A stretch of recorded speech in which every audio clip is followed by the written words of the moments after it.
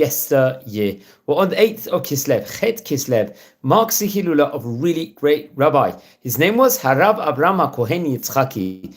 Zecher Tzadik Libracha. He was actually born in English year 1789 and passed away on 7th of December 1864, to be precise, approximately 160 years ago from time of recording here in 2024. He ended up becoming a great דיין, a judge in of itself in the city of Tunis and Tunisia respectively. There was other great rabbis from Tunisia of his generation in of itself, and wrote many great different Torah books in of itself, including the Mishmerot, Kahuna. Let's explore a few of the highlights of the great rabbi's life. So he was born in Tunis, as I said before, and came from a great family of Rabbanim. I believe his father's name was Rabbi Yitzchaki Chai Yitzchaki. Rabbi Yitzchak Chai Yitzchaki was a very great rabbi. He happened to be the son of Rabbi Shmuel Yitzchaki, who was the head of the Jewish court, the Ab Din, in Tunis respectively. His mother was the daughter of Harav Moshe Kreif, really, really great rabbi. He himself happened to be,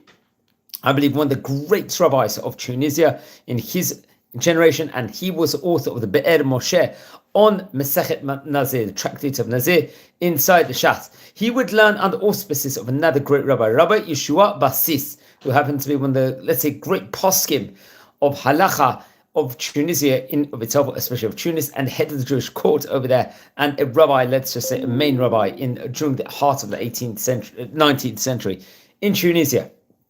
And very, very much, he was very, very diligent, his rabbi in of itself, and he would learn into the great Talmudei Torah over there. I think he had a connection and learned under Rabbi Yitzchak Chai Kobza, who we spoke about on various occasions before. I believe he would later on become a chief rabbi of Italy. It's actually interesting. He was appointed as a דיין, a judge inside the Bet Din of Rav Basis, who we mentioned just before.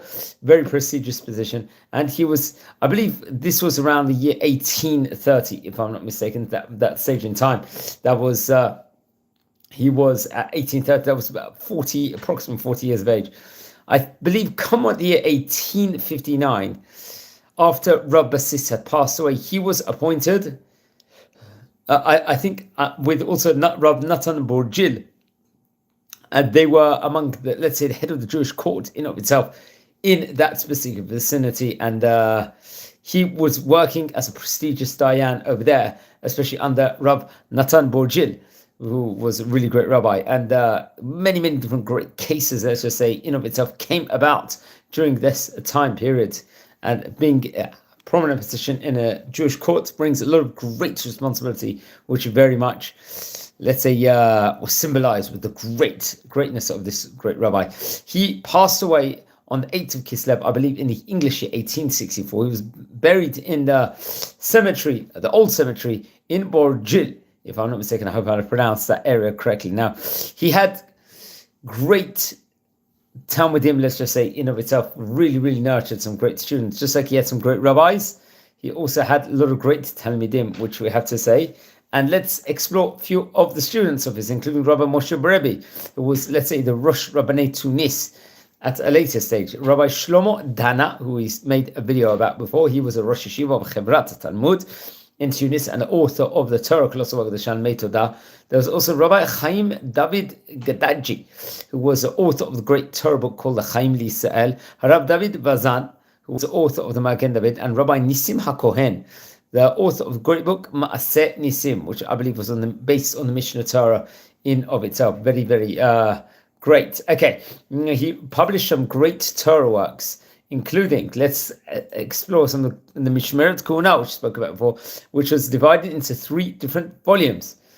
It was really based on the Shas in of itself, the Talmud Bavli, and very, very great, let's just say, expoundations also on the Mishnayot, on the Seder Taharot, on the smaller Mesechtot in itself, and the Sifra or Mechilta also, which really, really encompassed all the Torah learning. Then there was a Shulchan Aruch Shel Avraham, which is various different teachings on the 4 sections of the Code of Jewish Law, the Shulchan Aruch, respectively. Then there was the Mitzvat Kahuna, which is a She'elot and Shivot, question and answers, which I believe was printed at the end of the book of the Shulchan Aruch Shel Avraham. Then this was Aynei HaKohen, which is Chibur, which is a writing in of itself, on the halachot with regards to treifot. Then there was a kaf HaKohen, which is chidushim, various teachings, on the Torah, Nevi'im, and Ketuvim, Tanakh respectively, al pi HaKabbalah. Then there was a chastei kahuna, which was on, I believe, hespedim, even eulogies in itself. Then there was a keter kahuna, which is a chibur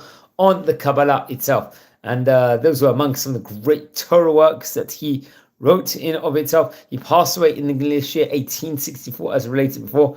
He was, let's say, the head rabbi of Tunisia at one great stage in of itself. He was a great judge, דיין of the area, and had many great rabbis he learned under. He was many great students he also had in of itself, and one of the famous rabbis of Tunisia of yesteryear. Please, friends, everyone subscribe to the channel. We are a community here. We're learning about the great Sephardi Rabbanim of yesteryear. If you happen to be related to any of these great Rabbanim, please send me an email. I'd love to hear more about the great Chachamim of yesteryear, and very, very inspirational every single moment. We've already covered about 40, maybe 50 rabbis from Tunisia inside the series. We've covered a total of about 520 great Rabbanim of yesteryear, and we are going to try and go for more and more and more and learn much more about the wisest of people of all time. Wishing you all a good day.